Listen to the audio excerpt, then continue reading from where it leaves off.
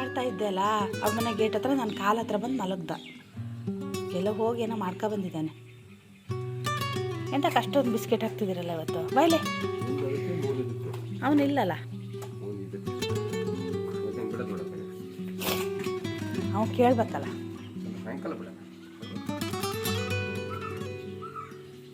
ಸಂಜೆನೇ ಹೋಗಿ ಐ ಯಾಕ Simbu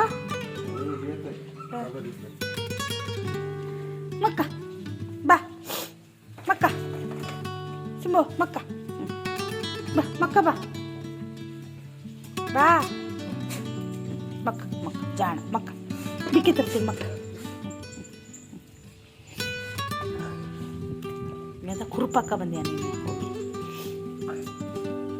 Don don Simba.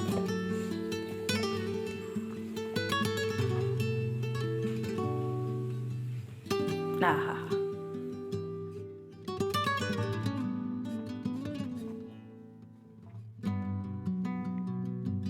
Hello friends, welcome back to the channel Krupa Malnad. ನಾನೇ ಕೃಪಾ. ನಮ್ಮ ಸಿಂಬ ನಿನ್ನೆ ಹೋಗಿ ಯಾವುದೋ ನಾಯಿ ಹತ್ರ ಕಚ್ಚಿಸ್ಕೊಂಡು ಏನೋ ಮಾಡ್ಕೊಂಡು ಬಂದಿಯಾನೆ. ನಮ್ಮ ಸಿಂಬ ಡಾನ್ ಆಗಿದ್ದಾನೆ ಈಗ. ನಾನು ನಿನ್ನೆ ಅವನಿಗೆ ಫೋಟೋ ಹಾಕಿ ಅದೇ ಹೇಳ್ತಾ ಇದ್ದೆ, ಸಿಂಬ ನೋಡು ಹೆಂಗಾಗಿದ್ದಾನೆ ಅಂತ ಹೇಳಿ. ಬನ್ನಿ ಇವತ್ತಿನ ವ್ಲಾಗ್ಸ್ನ ಶುರು ಮಾಡೋಣ. ಇಲ್ಲಿ ತನಕ ಆಗುತ್ತೋ ಅಲ್ಲಿ ತನಕ ನಾನು ಮಾಡ್ತೀನಿ. ಗೊತ್ತಿಲ್ಲ, ಇವತ್ತು ಏನೂ ಯೋಚನೆನೂ ಮಾಡಿಲ್ಲ, ಏನೂ ಇಲ್ಲ, ಹಾಗೆ ವ್ಲಾಗ್ನ ಶುರು ಮಾಡಿದೆ. ಒಂದೊಂದು ದಿನ ಹೀಗೆ ಮಾಡಬೇಕಂತ ಒಂದೊಂದು ಇಟ್ಕೊಂಡಿರ್ತೀನಿ ತಲೆಯಲ್ಲಿ, ಆ ಥರ ಮಾಡ್ತೀನಿ. ಇವತ್ತು ಆ ಥರದ್ದು ಏನೂ ಇಲ್ಲ, ಹೇಗೆ ಬರುತ್ತೆ ಹಾಗೆ ಅಂತ. ಕೆಲವೊಂದು ಸಲ ತುಂಬ ಯೋಚನೆನೂ ಮಾಡಬಾರ್ದು. ಕೆಲವೊಬ್ಬರೆಲ್ಲ ಹಿಂದಿನ ದಿನಾನೇ ಸ್ಕ್ರಿಪ್ಟ್ ಬರೆದು ಇಟ್ಕೊಂಡು ಕೆಲವೊಂದೆಲ್ಲ ಬರೆದು ಎಲ್ಲ ಮಾಡ್ತಾರೆ. ನಾನು ವ್ಲಾಗ್ಗಳನ್ನ ನೋಡ್ತೀನಿ. ನಾನು ಯಾವಾಗಲೂ ಹಾಗೇ ಬೆಳಗ್ಗೆ ಹೇಳ್ತೀನಿ, ನಾನು ವ್ಲಾಗ್ನ ಶುರು ಮಾಡ್ತೀನಿ. ಅದು ಹೆಂಗೋ ಗೊತ್ತಿಲ್ಲ, ಹಾಗೆ ವ್ಲಾಗ್ ಮುಂದುವರಿಯುತ್ತೆ ಕೂಡ. ಇವತ್ತು ಹಾಗೆ ಯಾವುದೇ ರೀತಿಯಾಗಿರೋ ಯೋಚನೆ ಏನೂ ಮಾಡಲಿಲ್ಲ. ಶುರು ಮಾಡಿದ್ಮೇಲೆ ಹೆಂಗೋ ಒಂದೊಂದ್ಸಲ ಅಂತಾರೆ ಗೊತ್ತಾ, ಹುಟ್ಟಿಸಿದ ದೇವರು ಹುಲ್ಲು ಮೇಯಿಸ್ತಾ ಇರ್ತಾನ ಅಂತ ಹೇಳಿ. ಹಾಗೆ ನೋಡೋಣ, ವ್ಲಾಗ್ ಶುರು ಮಾಡ್ತೀನಿ. ಅದು ಹೆಂಗೆಂಗೋ ಆಗಿ ಏನೇನೋ ಆಗುತ್ತೆ. ಏನೇನೋ ಅಂದ್ಕೊಂಡು ಕೂಡ ವ್ಲಾಗ್ನ ನಾನು ಮಾಡಿರ್ತೀನಿ. ಆದರೆ ಆಮೇಲೆ ಎಡಿಟಿಂಗ್ ಮಾಡ್ತಾ ಅದು ಬೇರೆ ಥರನೇ ರೂಪ ತಗೊಳ್ಳುತ್ತೆ. ಹಾಗೆ ನಿನ್ನೆ ಸಂಜೆ ನಾನು ನಮ್ಮ ಮನೆಯವರು ಸೇರಿ ತೊಂಡೆಕಾಯಿ ಕೊಯ್ದಿದ್ವಿ. ನಮ್ಮ ತೊಂಡೆ ಚಪ್ರ ನೋಡಿ ಬಿದ್ದೋಗೋಕ್ಕಾಗಿದೆ ಅಲ್ಲ, ಆಲ್ಮೋಸ್ಟ್ ಬಿದ್ದೇ ಹೋಗಿದೆ. ಕೊಯ್ದು ನಾವು ಒಳಗೆ ತಂದೇ ಇಲ್ಲ, ಅಲ್ಲೇ ಇಟ್ಟು ಬಂದಿದ್ದೀವಿ. ತೊಂಡೆಕಾಯಿನ ಯಾವಾಗಲೂ ಕೊಯ್ಯಬೇಕಿದ್ರೆ ಬಕೆಟ್ ಒಳಗೆ ನೀರು ಹಾಕಿ ಕೊಯ್ಯಬೇಕು. ಅದ್ರ ಹಿಂದ್ಗಡೆ ಕಪ್ಪದಾಗಿರೋಂದು ಹೂ ಬರುತ್ತೆ, ಅದೆಲ್ಲ ಅದರಲ್ಲಿ ಬೀಳುತ್ತೆ. ಅದನ್ನು ತೊಳೆದೇ ಇಟ್ಟಿದ್ದೆ, ಆದರೆ ಮತ್ತೆ ಅಲ್ಲೇ ಇಟ್ಟಿದ್ದೆಲ್ಲ, ಹಾಗಾಗಿ ಇನ್ನೊಂದು ಸಲ ತೊಳೆದ್ಬಿಟ್ಟು ಒಯ್ತಾ ಇದ್ದೀನಿ ಒಳಗೆ. ಹಣೆಗೆ ಇಟ್ಟಿರಲಿಲ್ಲ, ಹೋಗಿ ಇಟ್ಕೊಂಡು ಬಂದೆ, ಸಣ್ಣ ಆಗಿಬಿಡ್ತು. ಆಗ ಐಟೆಕ್ಸ್ ಖಾಲಿಯಾಗಿ ವರ್ಷ ಆಯಿತು. ತರೋಣ ಅಂತೀನಿ, ತರೋಕ್ಕೆ ಆಗ್ತಿಲ್ಲ. ಐಲೈನರೆಲ್ಲ ಇಟ್ಕೊಂಡಿದ್ದೀನಿ, ಅದು ಐಲೈನರು ಗಟ್ಟಿ ಆಗ್ತಿದೆ. ಸಣ್ಣ ಚುಕ್ಕಿ ಇಟ್ಕೊಂಡೆ, ಕಾಣುತ್ತಾ ಇಲ್ವೋ ಗೊತ್ತಿಲ್ಲ. ತಿಂಡಿ ಬಂದು ಇವತ್ತು ರೊಟ್ಟಿ. ನಿನ್ನೆ ತುಂಬ ತೊಂಡೆಕಾಯಿ ಬಿಟ್ಟಿತ್ತು ನಮ್ಮ ಬಳ್ಳಿಲೇ. ನಾನು ಬಳ್ಳಿ ಕಡಿಯೋಣ ಅಂತ ತುಂಬ ದಿನದಿಂದ ಹೇಳ್ತಾ ಇದ್ದೀನಿ. ಅದು ಕಡಿಯೋಣ ಅಂದಮೇಲೆ ಕೇಳಿಸ್ಕೊಂಡ್ಬಿಟ್ಟಿದೆಯಾ, ಅದಕ್ಕೇ ಜಾಸ್ತಿ ತೊಂಡೆಕಾಯಿ ಬಿಡ್ತಾಯಿದೆ. ನಮ್ಮನೆಯವ್ರು ಬೇಡ ಅಂತಿದ್ದಾರೆ. ಮಳೆಗಾಲದಲ್ಲಿ ತೊಂಡೆಕಾಯಿ ಬೇಯಲ್ಲ ಅಂತಾರೆ, ಸುಳ್ಳೆ ಅದೆಲ್ಲ. ನಮ್ಮನೆಯವರಿಗೆ ತೊಂಡೆಕಾಯಿ ಎಣ್ಣೆಗಾಯಿ ಪಲ್ಯ ಮಾಡಬೇಕಂತೆ. ಮತ್ತು ತೊಂಡೆಕಾಯಿ ಮತ್ತು ಅದು ಫ್ರಿಜ್ಜಲ್ಲಿ ಇಟ್ಟರು ಕೆಲವೊಂದೆಲ್ಲ ಹಣ್ಣು ಆಗುತ್ತೆ ಮತ್ತು ಮರೆತು ಹೋಗುತ್ತೆ. ಹೆಂಗಿದ್ರು ಫ್ರೆಶ್ ಆಗಿರೋ ತರಕಾರಿಲಿ ಅಡುಗೆ ಮಾಡೋದಿಲ್ಲ, ಅದು ಖುಷಿ ಕೊಡುತ್ತೆ. ಈ ಸಲ ಅಷ್ಟೇನು ಚೆನ್ನಾಗಾಗಿಲ್ಲ ನನ್ನ ಏನದು ತರಕಾರಿ ಗಿಡಗಳು. ವರ್ಷ ಎಷ್ಟು ಚೆನ್ನಾಗಿ ಆಗ್ತಾಯಿದ್ವು, ಈ ಸಲ ಯಾಕೋ ಗೊತ್ತಿಲ್ಲ, ಚೆನ್ನಾಗೇ ಆಗಲಿಲ್ಲ. ಸುಮಾರಿಗಾಗಿದೆ. ಬೀನ್ಸ್ ಅಂತೂ ಬಿಡೋದಿಲ್ವೋ ಅನ್ನೋದು ಗೊತ್ತಿಲ್ಲ. ಕೆಲವೊಂದು ಹೇಳ್ತಾ ಇದ್ದಾವೆ, ಕೆಲವೊಂದು ಹೇಳ್ತಾ ಇಲ್ಲ. ಪದೇ ಬೀನ್ಸ್ ಹಾಕಿ ಸಾಕಾಗಿ ಹೋಗಿದೆ. ಒಂದು ಸಲ ಹಾಕಿದಾಗಲೇ ಚೆನ್ನಾಗಿ ಎದ್ದುಬಿಟ್ರೆ ಚೆನ್ನಾಗಾಗುತ್ತೆ. ಈ ಸಲ ನನಗೂ ಅಷ್ಟು ಇಂಟ್ರೆಸ್ಟು ಇಲ್ಲ. ನನಗೆ ಯಾಕೋ ಗಾರ್ಡನ್ ಮಾಡಬೇಕು ಅನ್ನೋದು ಯಾಕೇನೋ ಗೊತ್ತಿಲ್ಲ. ನಮ್ಮಮ್ಮ ಫೋನ್ ಮಾಡಿದಾಗೆಲ್ಲ ಕೇಳ್ತಾರೆ, ಯಾಕೋ ಗೊತ್ತಿಲ್ಲ, ಉತ್ಸಾಹನೇ ಇಲ್ದಂಗೆ ಆಗಿಬಿಟ್ಟಿದೆ. ಯಾಕೆ ಹಂಗಾಗಿದ್ದೀನೋ ನನಗೆ ಅರ್ಥ ಆಗ್ತಾಯಿಲ್ಲ. ನಾನು ತುಂಬ ಗಿಡಗಳನ್ನ ಮಾಡ್ಕೊತಾ ಇದ್ದೆ ಮಳೆಗಾಲದ ಟೈಮಲ್ಲಿ. ಒಟ್ಟು ಬೇಕು ಮಾಡಬೇಕಲ್ಲ ಅಂತ ಈಗ ಒಂದಷ್ಟು ಗಿಡಗಳನ್ನ ಹಾಕ್ಕೊತಾ ಇದ್ದೀನಿ ಅಷ್ಟೇ. ಬನ್ನಿ ನಾವು ಬ್ಲಾಗ್ನ ಶುರು ಮಾಡೋಣ.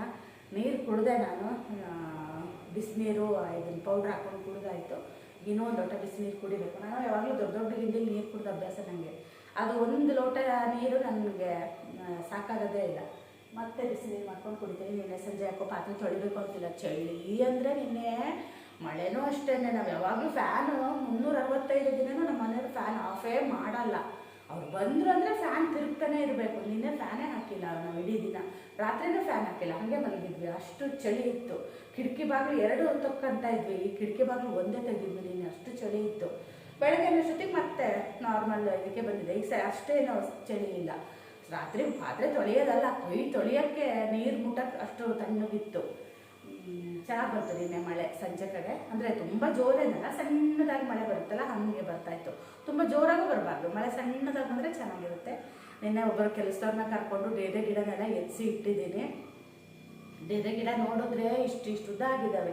ಅದು ಮೂಲೆಯಲ್ಲಿದ್ದವು ಮೂಲೆಯಲ್ಲೇ ಇತ್ತು. ನನಗೂ ಅದೇ ಅಂದಲ್ಲ, ಯಾಕೋ ಸೋಮಾರಿತನ ಅಲ್ಲ, ನನಗೆ ಯಾಕೋ ಗೊತ್ತಿಲ್ಲ, ನನಗೇನು ಮಾಡೋಕ್ಕೆ ಬೇಡ ಥರ ಅನಿಸುತ್ತೆ. ಆ ಉತ್ಸಾಹನೇ ಇಲ್ಲ ಅವಾಗಿನ ಹಾಗೆ, ಯಾಕೋ ಏನೋ ಗೊತ್ತಿಲ್ಲ. ಆಮೇಲೆ ಅವರೇ ಪಾಪ ಬಂದು ಇಟ್ಟು ಕೊಟ್ಟು ಹೋದರು. ಅವ್ರು ಹೇಳಿದ್ರು 15 ದಿನದ ಮುಂಚೆ ಕರೆದಿದ್ರೆ ಸರಿ ಆಗ್ತಿತ್ತು ಅಂತ. ಎಲ್ಲ ಎತ್ತಿಟ್ಟು ಹೋಗಿದ್ದಾರೆ. ಇವತ್ತು ನಮ್ಮ ಮನೆಯವರಿಗೆ ಗೂಟ ತೊಗೊಬನ್ನಿ ಅಂತ ಹೇಳಿದ್ದೀನಿ. ಕಳಿಸಿಟ್ಟಿದ್ದಾರಂತೆ ಗೂಟನ. ಕಾರಲ್ಲಿ ಹಾಕ್ಕೊಂಡು ಬಂದರೆ ನಾವೇ ಗೂಟ ಹೊಡಿಬೋದು. ಅದೇ ನನ್ನ ಬೀನ್ಸ್ ಗಿಡನೂ ಕೆಲವೊಂದು ಉದ್ದ ಆಗಿದ್ದಾವೆ, ಅದಕ್ಕೂ ಗೂಟ ಕೊಡ್ಬೇಕು. ನಾನು ಇಲ್ಲೇ ಮನೆ ಹತ್ರ ಇರೋರು ಒಂದಷ್ಟು ಗೂಟಗಳನ್ನ ಕೊಟ್ಟಿದ್ದೆ. ನಾನೇ ಗೂಟ ಕಡಿದು ಗೂಟ ಕೊಡ್ತಿದ್ದೆ. ಆಮೇಲೆ ಇದು ಏನದು ಡೇರೆ ಗಿಡಗಳಿಗೆ ಪ್ಯಾಕೆಟ್ ನಾನೇ ಚಿನ್ನಿ ಮಕ್ಕಳನ್ನೆಲ್ಲ ಕರ್ಕೊಂಡು ಪ್ಯಾಕೆಟ್ ತುಂಬಿ ಎಷ್ಟು ಗಿಡಗಳನ್ನ ನಡ್ತಾ ಇದ್ದೆ.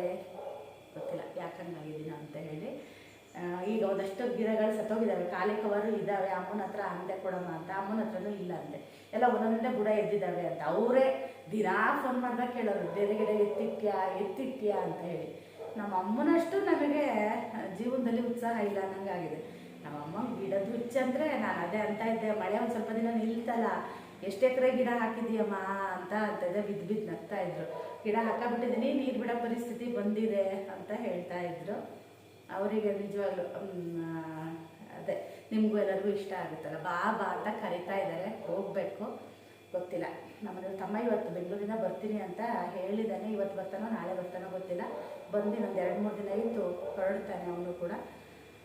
ಹಾಗಾಗಿ ಸ್ವಲ್ಪ ಸಂಜೆಗೂ ಆಗುತ್ತೆ ಅಂತ ರೊಟ್ಟಿ ಮಾಡಿದೆ. ಸಾಂಬಾರು ನೆನ್ನೆದೊಂದು ಸ್ವಲ್ಪ ಇದೆ. ಈ ಸಾಂಬಾರು ಸ್ವಲ್ಪ ಉಳಿದುಬಿಟ್ರೆ ಅತ್ಲಾಗ ಅದನ್ನು ಎಸೆಯೋಕ್ಕೂ ಬರೋದಿಲ್ಲ, ಅದನ್ನು ಊಟ ಮಾಡೋಕ್ಕೂ ಆಗಲ್ಲ. ಆ ಪರಿಸ್ಥಿತಿ ಆಗಿಬಿಟ್ಟಿದೆ. ಅದೇ ಪಾತ್ರೆಯಲ್ಲೇ ಇದೆ. ರಾತ್ರಿಯೂ ಅಷ್ಟೇ ಅನ್ನ ಸಾರನ್ನೇ ಊಟ ಮಾಡಿದ್ದೆ. ನಮ್ಮ ಸಿಂಹ ನೋಡಿ ಗಲಾಟೆ ಬಿಡಿ ಅಂತ ನಿನ್ನೆ ಬಿಟ್ಟಾಗ ನಾನಲ್ಲಿ ಎದುರುಗಡೆ ಮನೆ ಹತ್ರ ಮಾತಾಡ್ತಾ ನಿಂತಿದ್ದೀನಿ. ಇಲ್ಲಿ ಹೋಗಿ ಗಾಯ ಮಾಡ್ಕೊಬಂದಿದ್ದಾನೆ. ಎಲ್ಲಿ ಹೋಗಿದ್ನೋ ನಮ್ಮ ಸಿಂಹ ಜೋರಿಲ್ಲ ಅಂದ್ಕೊಂಡಿದ್ವಲ್ಲ. ನಮ್ಮ ಮನೆಯವ್ರಿಗೆ ಹೇಳ್ತಾ ಇದ್ರು ಸಿಂಹ ತುಂಬ ಜೋರಿದ್ದಾನಂತೆ, ಇರಬರ ನಾಯಿನೆಲ್ಲ ಎದುರಿಸ್ಕೊಂಡು ಓಡಾಡ್ತಾನಂತೆ, ಡಾನ್ ಆಗಿದ್ದಾನೆ ಅವನು. ಅದಕ್ಕೆ ನಿನ್ನೆ ಇಬ್ಬರು ಕಳಿಸಿದ್ದಾವೆ. ಅವತ್ತು ಒಂದಿನ ಕಾಲೇನು ಪೆಟ್ಟು ಮಾಡಿ ಕಳಿಸಿದ್ವು. ನಮ್ಮ ಸಿಂಹ ಭಾರಿ ಒಳ್ಳೆ ಹುಡುಗ ಇವನು, ಏನು ನೋಡಿದ್ರೆ ಗೊತ್ತಾಗುತ್ತಲ್ವ, ಒಂಥರ ಮುಖ ಅವು ಹಾಗೆ, ನಾಯಿಗಳ ಮುಖ ಹಿಂಗೇನೆ ಮಾಡಿದ್ದೇ ಗೊತ್ತಾಗೋದಿಲ್ಲ. ಅವ್ರು ಯಾರೋ ಅಂಗಡಿಯವ್ರು ಹೇಳ್ತಾ ಇದ್ರಂತೆ, ಬರೋ ನಾಯಿನೆಲ್ಲ ಹೆದರ್ಸ್ಕೊಂತ ಅನ್ಕೊಂಡ್ರಿ ಇವನೀಗ ಭಾಳ ಜೋರಾಗಿದ್ದಾನೆ ಅಂತ. ಅದೇನು ಗೊತ್ತಾ, ನಮ್ಮ ಸಿಂಹ ಸರಿ ಇದ್ದ. ನಮ್ಮ ಮನೆಗೆ ಇನ್ನೊಂದು ನಾಯಿ ಬರುತ್ತಲ್ಲ, ಅವನಿಂದ ಇವನು ಹಾಳಾಗಿದ್ದಾನೆ, ಅಷ್ಟು ಜೋರಾಗಿದ್ದಾನೆ. ಇಲ್ಲಾಂದ್ರೆ ನಮ್ಮ ಸಿಂಹಂಗೆ ಏನೂ ಗೊತ್ತಾಗ್ತಿರ್ಲಿಲ್ಲ. ತಾನಾದ್ರೂ ತನ್ನ ಪಾಡಂತೂ ಮನೆಗೆ ಬರೋನು. ಈಗ ಹಂಗಲ್ಲ, ಊರು ತಿರ್ಗದ್ ಕಲ್ತಿದ್ದಾನೆ. ಅದಕ್ಕೆ ಬಿಡೋದೇ ಇಲ್ಲ ನಾವೀಗ. ದಿನ ನಮ್ಮ ಸಿಂಹನ ಕಂಪ್ಲೇಂಟ್ ಹೇಳೋದೇ ಆಗುತ್ತೆ. ದಿನ ಯಾರಾದರೂ ಏನಾದರೂ ಒಂದು ಹೇಳ್ತಾರೆ ಅವನ ಬಗ್ಗೆ. ಹಂಗಾಗಿ ಮತ್ತು ನಾನು ಹೇಳೋದಾಗುತ್ತೆ. ಯಾರೋ ಒಬ್ರು ಹೇಳಿದರು, ನಾವು ಒಂದ್ಸಲ ಯಾರಿಗಾರು ಕೊಡ್ತೀವಿ ಅಂದಾಗ, ನಿಮಗೆ ಸಾಕಾಗ್ತಿದ್ರೆ ಯಾರಿಗಾರು ಕೊಡಿ, ಅವರಾರು ಚೆನ್ನಾಗಿ ಸಾಕ್ತಾರೆ ಅಂತ. ನಾವೆಷ್ಟು ಚೆನ್ನಾಗಿ ಸಾಕ್ತೀವಿ ಅಂತ ನಮಗೆ ಗೊತ್ತು. ನಮ್ಮ ಸಿಂಹನ ನಾನೇನಾದ್ರು ಸಿಟ್ಟು ಬಂದು ಬೈತೀನಲ್ಲ, ನಮ್ಮ ಮನೇಲಿ ಬೈತಾರೆ, ಅವನಿಗೇನಾದ್ರು ಆದ್ರೆ ನೀನು ಸುಮ್ಮನೆ ಇರ್ತೀಯ ಅಂತ ಹೇಳಿ. ನಾನಂತೆ ನನ್ನ ಮಗ ನನ್ನನ್ನು ಮತ್ತೇನಿಲ್ಲ ಹಂಗೆ ಮಾಡ್ತಾನೆ. ಸಿಂಹ ಅಂದರೆ ನಮ್ಮ ಶೈ ಭಾಳ ಇಷ್ಟ. ಮಕ್ಳಿಗೆ ಹಾಗೆ ಅಲ್ಲ, ಅವೇನು ಏನೂ ಮಾಡಲ್ಲ ಅವ್ರ ಕೆಲಸನ, ಆದರೆ ಬೇಕು. ನಾವು ಸೇವೆ ಮಾಡೋರು, ಅವ್ರು ಮುದ್ದು ಮಾಡೋರು ಆಗಿದೆ. ಚಿನ್ನಿ ಬಂದರೆ ಚಿನ್ನಿ ಮಾಡ್ತಾಳೆ ಎಲ್ಲ. ನಮ್ಮ ಶ್ರೇಯು ಬರೀ ಪ್ರೀತಿ ಒಂದೇ ಮಾಡೋದು, ಮತ್ತೇನು ಮಾಡಲ್ಲ. ಕುಕ್ಕಿ ಆಗಿದೆ, ಇದಕ್ಕೆ ಹಿಟ್ಟು ಹಾಕ್ತೀವೀಗ. ಜಾಸ್ತಿ ಆಯಿತಾ ಅನ್ನ ಅಂತ ನೋಡ್ತಾ ಇದ್ದೀನಿ. ಹಿಟ್ಟೆ ಕಮ್ಮಿ ಹಾಕ್ಬಿಡ್ತೀನಿ. ನಾನು ಯಾಕೆ ಹಂಗಾಗಿದ್ದೀನಿ ಅಂತ ನಾನೇ ಒಂದೊಂದ್ಸಲ ಯೋಚನೆ ಮಾಡ್ತೀನಿ. ಆದರೆ ನನಗೆ ಅದರಿಂದ ಉತ್ತರ ಸಿಗ್ತಾ ಇಲ್ಲ. ಯಾವಾಗಂತೂ ತುಂಬ ವ್ಲಾಗ್ಗಳಲ್ಲಿ ಹೇಳಿದ್ದೀನಿ ಅನಿಸುತ್ತೆ. ಯಾಕೋ ಗೊತ್ತಿಲ್ಲ, ನನಗೆ ಯಾವುದ್ರಲ್ಲೂ ಒಂಥರ ಮನಸ್ಸಿಲ್ಲ. ನಿಜ ಹೇಳ್ತೀನಿ, ಎಡಿಟಿಂಗ್ ಮಾಡೋಣ ಅಂತ ಕುತ್ಕೊತೀನಿ, ನಾನು ಎಡಿಟೇ ಮಾಡೋದಿಲ್ಲ. ಒಂದೊಂದು ಸಲ ಸುಮ್ಮನೆ ಮೊಬೈಲ್ ನೋಡ್ತಾ ಕುತ್ಕೊತೀನಿ. ಒಂದೊಂದು ಸಲ ನಮ್ಮ ಮನೆಯವರು ಲ್ಯಾಪ್ಟಾಪ್ ತಂದು ಎಲ್ಲ ರೆಡಿ ಮಾಡಿ ಕೊಡ್ತಾರೆ.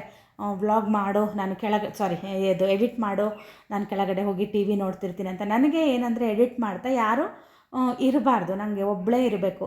ಯಾರಾದರೂ ಇದ್ದರೆ ನನಗೆ ಎಡಿಟ್ ಮಾಡೋಕ್ಕೆ ನನ್ನ ಮನಸ್ಸಿಗೆ ಏನು ಅನಿಸುತ್ತೋ ಅದನ್ನು ಹೇಳಬೇಕಲ್ವ, ಅದು ಸರಿ ಅನಿಸೋದಿಲ್ಲ. ಕೆಲವೊಂದು ಸಲ ಯಾರಾದರೂ ಎದುರುಗಡೆ ಇದ್ದರೂ ಕೂಡ ನೋಡಿ ವ್ಲಾಗಲ್ಲಿ ನಮಗೆ ಮಾತಾಡೋಕ್ಕೆ ಕಷ್ಟ ಆಗುತ್ತೆ. ಹಾಗೆ ನಂಗೆ ಎಡಿಟಿಂಗ್ ಟೈಮಲ್ಲಿ ನಾನು ಒಬ್ಬಳೇ ಇರಬೇಕು, ನಂಗೆ ಹೆಂಗೆ ಬೇಕೋ ನಾನು ಹಾಗೆ ಎಡಿಟ್ ಮಾಡಬೇಕು. ಡೇರೆ ಗಿಡನ ಎತ್ತಿ ಇಟ್ಟಿದ್ದೀನಿ, ಅದನ್ನು ಕಟ್ಟಬೇಕು. ನಮ್ಮ ಮನೆಯವ್ರು ಅದೇ ಕೋಲ್ ತಂದರೆ ಅವ್ರನ್ನೇ ಕರಿಯೋಣ ಅಂತ ಇದ್ದೀನಿ. ಅವರೇ ಹೇಳಿದ್ದಾರೆ ಕೆಲಸದವರು, ಕರೀರಿ ನಾ ಬಂದೆಲ್ಲ ರೆಡಿ ಮಾಡಿಕೊಟ್ಟು ಹೋಗ್ತೀನಿ ಅಂತ. ಪಾಪ ತುಂಬ ಚೆನ್ನಾಗಿ ಕೆಲಸ ಮಾಡ್ತು ಅಮ್ಮ, ಯಶೋದಮ್ಮ ಅಂತ ಅವರು. ಅವತ್ತು ನಾನು ಕಳೆ ತೆಗೆಸ್ದೆ ಅಲ್ಲ, ಅವತ್ತು ನನಗೆ ಸ್ವಲ್ಪ ದುಡ್ಡು ಜಾಸ್ತಿ ಕೊಟ್ಟುಬಿಟ್ಟೆ. ಹಾಗಾಗಿ ನನಗೆ ಕೆಲಸದವ್ರು ಯಾರಾದರೂ ಕರೆಯೋದಕ್ಕೆ ಹೆದರಿಕೆ, ಸುಮ್ಮನೆ ದುಡ್ಡು ಕಳ್ಕೊಂಡ್ಬಿಡ್ತೀನಿ ಅಂತ ಹೇಳಿ. ಅದಕ್ಕೆ ಇಷ್ಟು ದಿನ ಆದರೂ ನಾನು ಯಾರನ್ನೂ ಕರೆದೂ ಇರಲಿಲ್ಲ, ನಾನೇ ಮಾಡೋಣ ಅಂತಲೇ ಇದ್ದೆ. ನನಗೆ ಯಾಕೋ ಗೊತ್ತಿಲ್ಲ, ಮಾಡೋಕ್ಕೆ ಆಗ್ತಿರಲಿಲ್ಲ. ಆವಾಗ ನಾನೇ ಎಲ್ಲ ಕವರ್ಗಳನ್ನ ಮಣ್ಣು ಹೊರಗಡೆಯಿಂದ ತೊಗೊಬಂದು ತುಂಬಿ ಎಷ್ಟು ಚೆನ್ನಾಗಿ ಡೇರೆ ಗಿಡಗಳನ್ನ ಮಾಡ್ತಾಯಿದ್ದೆ ಗೊತ್ತಾ. ಇವಾಗಿರೋವೆ ಒಂದು ಸ್ವಲ್ಪ ಇದ್ದಾವೆ, ಅವು ಉದ್ದುದ್ದ ಆಗಿದ್ದಾವೆ, ಅವೇನು ಈ ವರ್ಷ ಹೂ ಬಿಡ್ತವೆ ಅನ್ನೋದೇ ನನಗೆ ಡೌಟ್ ಹೊಡಿತಾ ಇದೆ. ಬಿಟ್ಟರೆ ಬಿಡಲಿ ಅಂತ ಹೇಳಿ ಎತ್ತಿಸಿ ಇಟ್ಟಿದ್ದೀನಿ. ನೆಕ್ಸ್ಟು ಅಷ್ಟೇ, ಅದು ಹೂವೆಲ್ಲ ಬಿಟ್ಟು ಮುಗಿದ ಮೇಲೆ ಅವ್ರನ್ನೇ ಕರೆದು ಎತ್ತಿಸಿ ಇಡ್ತೀನಿ. ಅದು ಹಾಗೇ ಒಂದೊಂದು ವಯಸ್ಸಲ್ಲಿ ಉತ್ಸಾಹ ಇರುತ್ತೆ, ಕೆಲಸ ಮಾಡಬೇಕು, ಅದು ಮಾಡಬೇಕು, ಇದು ಮಾಡಬೇಕು ಅಂತ. ಮತ್ತು ಒಂದೇನೆಂದರೆ, ನೀವು ಗಾರ್ಡನ್ ಏನಾದರೂ ಮಾಡ್ತೀನಿ ಅಂದರೆ ತುಂಬ ಒಳ್ಳೆ ಕೆಲಸ ಅದು, ಮನಸ್ಸಿಗೆ ತುಂಬ ಶಾಂತಿ ಸಿಗುತ್ತೆ. ನಮ್ಮಮ್ಮ ಅದಕ್ಕಾಗೇ ಮಾಡೋದು. ಬೆಳಗ್ಗೆ ಎದ್ದ ತಕ್ಷಣ ಅವ್ರ ಮುಖನೂ ತೊಳೆಯಲ್ಲ, ಫಸ್ಟು ಗಿಡಗಳನ್ನೆಲ್ಲ ಒಂದು ರೌಂಡ್ ನೋಡ್ಕೊಬಂದು ಏನೇನಾಗಿದೆ ಅಂತ. ಬೇಸಿಗೆಲಂತೂ ಫಸ್ಟು ನೀರು ಬಿಟ್ಟೆ ಉಳಿದಿರೋ ಕೆಲಸ ಅವರಿಗೆ. ಅವ್ರ ಮುಂಚೆಯಿಂದನೂ ಹಾಗೇ ನಮ್ಮಮ್ಮನ ಸ್ವಲ್ಪ ಗಿಡಗಳೆಲ್ಲ ಜಾಸ್ತಿ. ಇವಾಗಂತೂ ಅದು ಮಳೆಗಾಲ ಬಂತು ಅಂದರೆ ಅದೇನು ಒಂದು 2 ಎಕರೆ ಅಷ್ಟು ಗಿಡನ ಮಾಡಿರ್ತಾರೆ. ಅಂದರೆ ಹೂವಿನ ಗಿಡಕ್ಕಿಂತನೂ ಅವ್ರು ತರಕಾರಿ ಗಿಡಗಳೆಲ್ಲ ಜಾಸ್ತಿ ಮಾಡೋದು. ಯಾವಾಗ ಬರ್ತೀಯ ಗಿಡ ನೋಡೋದಕ್ಕೆ ಅಂತ ಕರೀತಾರೆ ಅವರು. ನನಗೆ ನೋಡೋದಕ್ಕಿಂತನೂ ನೀನು ವೀಡಿಯೋ ಮಾಡಿ ತೋರಿಸು ಅನ್ನೋದಕ್ಕೇ ಹೆಚ್ಚಾಗಿ ಕರೆಯೋದವರು. ಅವ್ರು ಹಂಗೆ ಕರೆದ ತಕ್ಷಣ ನನಗೂ ಹೋಗಬೇಕು ಅನಿಸುತ್ತೆ. ತುಂಬ ದಿನದಿಂದ ಹೋಗಬೇಕು ಅಂತಲೇ ಇದ್ದೀನಿ. ಯಾವಾಗ ಹೋಗ್ತೀನೋ ಗೊತ್ತಿಲ್ಲ, 1 ವೀಕ್ ಆದರೂ ಹೋಗಿ ಉಳಿದು ಬರೋಣ ಅಂತ ಅಂದ್ಕೊಂಡಿದ್ದೀನಿ. ನೋಡೋಣ ಏನಾಗುತ್ತೆ ಅಂತ. ತುಂಬ ಜನ ಕೇಳ್ತೀರ ಅಮ್ಮನ ಕರ್ಕೊಂಬನ್ನಿ ಅಂತ. ನಾನು ಹೋದಾಗೆಲ್ಲ ಹೇಳ್ತೀನಿ ಬಾರಮ್ಮ ಅಂತ ಹೇಳಿ. ಅವರೇ ಬರೋದಿಲ್ಲ, ನಾನು ಏನು ಮಾಡಲಿ. ಅವ್ರಿಗೆ ಅಲ್ಲೆಲ್ಲ ಬಿಟ್ಟು ಬರೋಕ್ಕೆ ಅವರಿಗೂ ಆಗೋದಿಲ್ಲ, ಗೊತ್ತಾಗುತ್ತಲ್ವ. ಅಲ್ಲಿ ಹಳ್ಳೀಲಿ ಎಮ್ಮೆ ಇರುತ್ತೆ, ಮತ್ತು ಅವರಿಗೆ ಕೆಲವೊಂದು ಕೆಲಸಗಳಿರುತ್ತೆ, ಹಾಗಾಗಿ ಅವರು ಬರೋದಿಲ್ಲ. ನಮಗೆ ಇಲ್ಲೇನು ಕೆಲಸ ಇಲ್ಲಲ್ಲ, ಹಾಗಾಗಿ ಆರಾಮಾಗಿ ಹೋಗಿ ಆರಾಮಾಗಿದ್ದು ಬರಬಹುದು. ಅವ್ರು ಈಗ ಅಂತಲ್ಲ, ಯಾವಾಗಲೂ ಎಲ್ಲೂ ಹೋಗೋದು ತುಂಬ ಕಮ್ಮಿನೇ.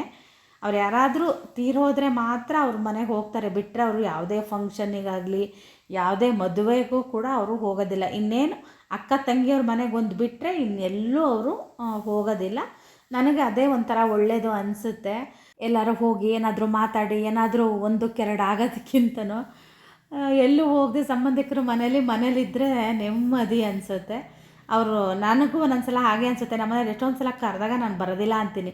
ಅವ್ರು ತುಂಬ ಬಾ ಅಂತ ಒತ್ತಾಯ ಮಾಡಿದ್ರೆ ಮಾತ್ರ ನಾನು ಹೋಗ್ತೀನಿ. ಮೊನ್ನೆನೂ ಅಷ್ಟೇ, ನಾನು ಬರೀ ಹಿಂದಿನ ದಿನ ರಿಸೆಪ್ಷನ್ನಿಗೆ ಮಾತ್ರ ಹೋಗಿ ಬಂದೆ. ನೆಕ್ಸ್ಟ್ ಡೇ ಕರೆದ್ರು, ತುಂಬ ಮದುವೆಗೆ ಹೋಗೋಣ ಬಾ ಅಂತ. ಇಲ್ಲ, ನಾನು ಬರೋದಿಲ್ಲ, ನಾನು ಮನೆಯಲ್ಲೇ ಇರ್ತೀನಿ ಅಂತ ಹೇಳಿ ನಾನು ಅವತ್ತು ಹೋಗಲಿಲ್ಲ. ಅವರೆಲ್ಲ ಹೋಗಿದ್ದರು. ಹಾಗೆಯೇ ಈಗ ತೊಂಡೆಕಾಯಿ ಪಲ್ಯಕ್ಕೆ ಎಣ್ಗಾಯಿ ಪಲ್ಯ ಮಾಡೋಣ ಅಂತ ಹೇಳಿದೆ ಅನಿಸುತ್ತೆ ಆವಾಗಲೇ. ತೊಂಡೆಕಾಯಿನ ಎಣ್ಣೆಲೇ ಫ್ರೈ ಮಾಡ್ತಾ ಇದ್ದೀನಿ. ಅದು ಎಣ್ಣೆಲೇ ಬೇಯಬೇಕು, ನೀರು ಹಾಕಿದ್ರೆ ಅದಷ್ಟು ರುಚಿ ಅನಿಸೋದಿಲ್ಲ. ಎಣ್ಗಾಯಿ ಪಲ್ಯಕ್ಕೆ ನೀವು ಬದನೆಕಾಯಿ ಎಲ್ಲ ಹೆಚ್ಚುತ್ತಾರೆ ಗೊತ್ತಾ, 4 ಕಡೆ, ಆ ಥರ ಕೂಡ ಇದನ್ನು ಹಾಗೆ ಮಾಡ್ಬೋದು. ನಾನು ಅವತ್ತು ಶ್ರೇಯು ಹೋಗೋ ಹಿಂದಿನ ದಿನ ಎಣ್ಗಾಯಿ ಪಲ್ಯ ಮಾಡಿದ್ದೆ. ತುಂಬಿ ಮಾಡೋ ಎಣ್ಗಾಯಿ ಪಲ್ಯನೇ ಅದು. ಅದನ್ನು ನಾನು ಹೋಳು ಬದನೆಕಾಯಿ ಪಲ್ಯ ಥರ ಮಾಡಿದ್ದೆ. ಆ ಥರ ತುಂಬಿ ಕೂಡ ಮಾಡಬಹುದು. ನಾನು ತೊಂಡೆಕಾಯಿ ತುಂಬ ಇತ್ತಲ್ವ, ಅದಕ್ಕೆ ನಾನು ಈ ಥರ ಪಲ್ಯ ಮಾಡ್ತಾಯಿದ್ದೀನಿ. ಹುರಿಯೋದಕ್ಕೆ ನಾನು ಸ್ವಲ್ಪ ಎಣ್ಣೆ, ಕಡಲೆಬೇಳೆ, ಹಾಗೆಯೇ ಸ್ವಲ್ಪ ಗುರೆಳ್ಳು ಪುಡಿ, ಸ್ವಲ್ಪ ಬಿಳಿ ಎಳ್ಳು, ಹಾಗೆ ಕರಿಬೇವು, ನಂತರ ಬೆಳ್ಳುಳ್ಳಿ ಹಾಕಿದ್ದೀನಿ. ಹಾಗೆ ಈರುಳ್ಳಿ ಹಾಕಿ ಚೆನ್ನಾಗಿ ಫ್ರೈ ಮಾಡಿ, ಆನಂತರ ಸ್ವಲ್ಪ ಅಚ್ಕಾರದ ಪುಡಿ, ಹಾಗೆ ಸಾಂಬಾರು ಪುಡಿ, ಕಾಯಿ ತುರಿನ ಹಾಕಿ ಇದನ್ನು ನಾನು ಮಿಕ್ಸಿಲಿ ತುಂಬ ನುಣ್ಣಗೆ ರುಬ್ಬಾದು, ಒಂದು ಸ್ವಲ್ಪ ತರಿಯಾಗಿದ್ದರೆ ಚೆನ್ನಾಗಿರುತ್ತೆ. ಹುಣಸೆ ರಸನ ಹಾಕಿ ರುಬ್ಬೋದಕ್ಕೆ ಹಾಕೋದು ಬೇಡ, ಯಾಕಂದರೆ ತೊಂಡೆಕಾಯಲ್ಲಿ ಕೂಡ ಸ್ವಲ್ಪ ಹುಳಿ ಅಂಶ ಇರುತ್ತೆ. ಹಾಗಾಗಿ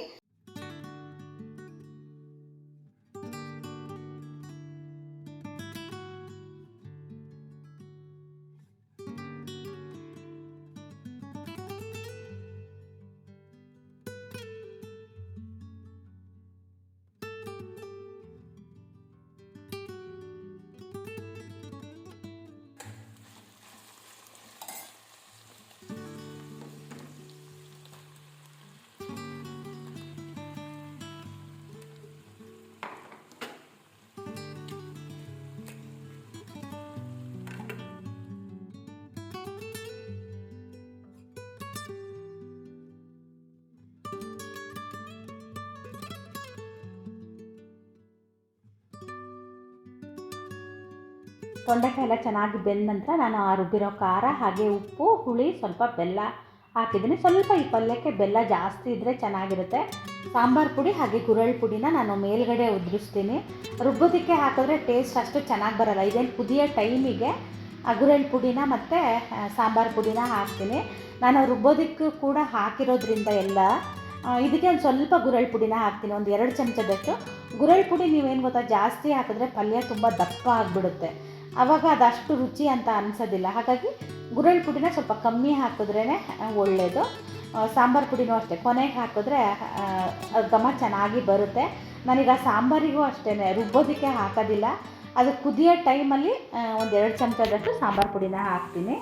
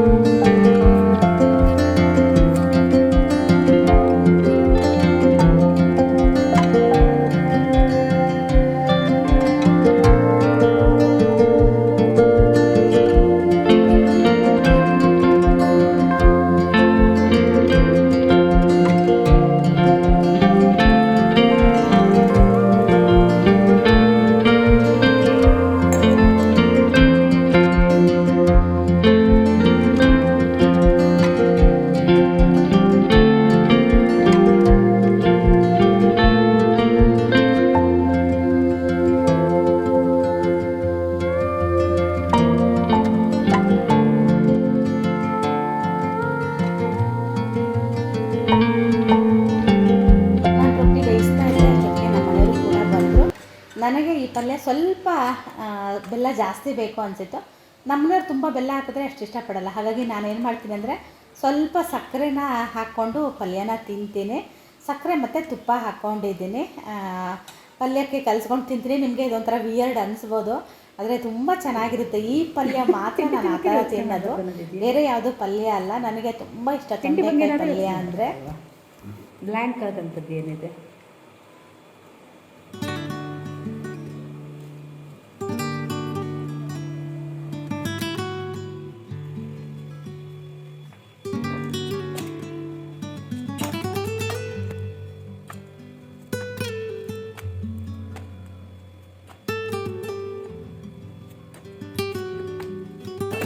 ನಮ್ಮ ತೋಟದಲ್ಲಿ ತುಂಬ ನಿಂಬೆಹಣ್ಣು ಬಿಡ್ತಾ ಇದೆ ನೋಡಿ, ಎಷ್ಟೊಂದು.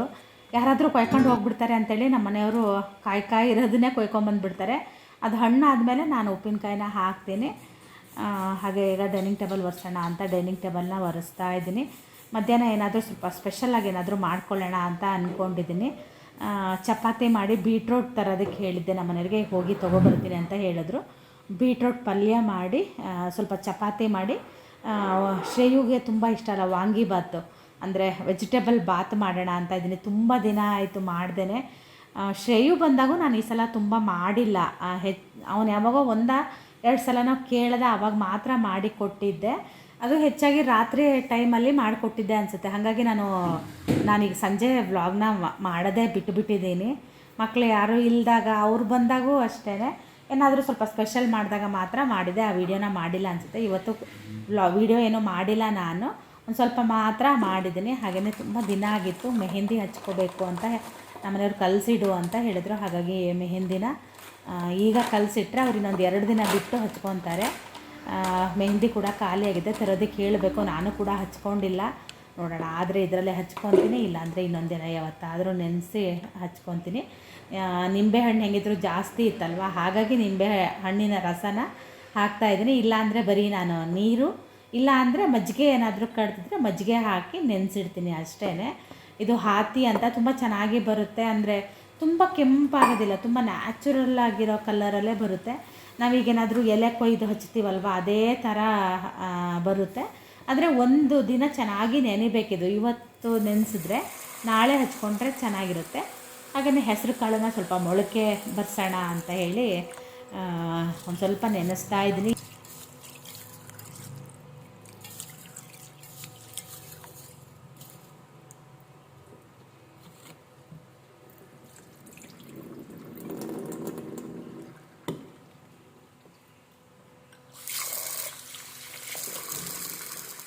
ಬೀಟ್ರೂಟನ್ನು ನಾನು ಚಾಪರ್ಲಿ ಸಣ್ಣದಾಗಿ ಹೆಚ್ಕೊಂಡಿದ್ದೆ, ಏನೂ ಹಾಕಿಲ್ಲ, ಬರೀ ಒಗ್ಗರಣೆ ಮಾತ್ರ ಹಾಕಿದ್ದೀನಿ ಅಷ್ಟೇ. ಇದಕ್ಕೆ ಬೇಳೆ ಕೂಡ ಬೇಯಿಸಿ ಹಾಕಿದ್ರೂ ಚೆನ್ನಾಗಿರುತ್ತೆ.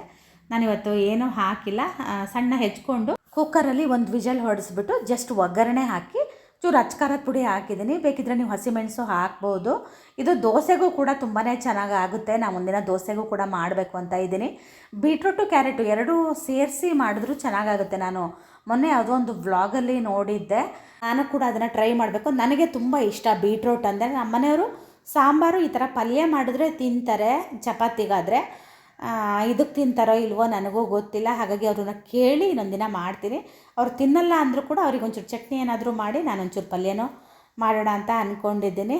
ಹಾಗೆ 2 ಚಪಾತಿ ಮಾಡಿ ಚೂರು ಪಲಾವ್ನ ಕೊನೆಗೆ ಮಾಡೋಣ ಅಂತ, ಊಟದ ಟೈಮಿಗೆ ಬಿಸಿ ಬಿಸಿ ಇದು ಮಾಡ್ಕೊಳ್ಳೋಣ ಅಂತ. ಪಲಾವ್ ಅಲ್ಲ, ಸಾರಿ, ಏನಂತಾರೆ, ವೆಜಿಟೇಬಲ್ ಬಾತ್ನ, ನಮ್ಮ ಶ್ರೇಯು ಮನೆ ವಾಂಗಿಬಾತು. ಇದು ರೆಸಿಪಿ ತುಂಬ ಸಲ ಶೇರ್ ಮಾಡಿದ್ದೀನಿ. ಹಾಗಾಗಿ ಇವತ್ತು ಯಾವುದೇ ರೀತಿಯಾಗಿರೋ ರೆಸಿಪಿನ ಶೇರ್ ಮಾಡಿಲ್ಲ. ಬೇಕು ಅಂದರೆ ಕಮೆಂಟಲ್ಲಿ ತಿಳಿಸಿ, ಇನ್ನೊಂದಿನ ಯಾವತ್ತಾದರೂ ಹಾಕ್ತೀನಿ. ಆದರೆ ಇವತ್ತು ತುಂಬ ಟೊಮೆಟೊ ಹಾಕಿ ಮಾಡ್ತಾಯಿದ್ದೀನಿ, ಒಂಥರ ಟೊಮೆಟೊ ಬಾತ್ ಥರ ಆಗಲಿ ಅಂತ ಹೇಳಿ. ಬರೀ ಸಾಂಬಾರು ಪುಡಿ ಹಾಕಿದ್ದೀನಿ ಅಷ್ಟೇ, ಮತ್ತಿನ್ನೇನು ಇಲ್ಲ. ಒಗ್ಗರಣೆ ಅದೆಲ್ಲ ಬೇಯಿಸ್ಕೊಂಡು ಸಾಂಬಾರು ಪುಡಿ ಹಾಕಿದ್ದೀನಿ. ಹಾಗೆಯೇ ಈ ವ್ಲಾಗ್ನ ಕೂಡ ಇಲ್ಲಿಗೆ ಮುಗಿಸ್ತೀನಿ. ನೆಕ್ಸ್ಟ್ ವ್ಲಾಗಲ್ಲಿ ಸಿಗ್ತೀನಿ.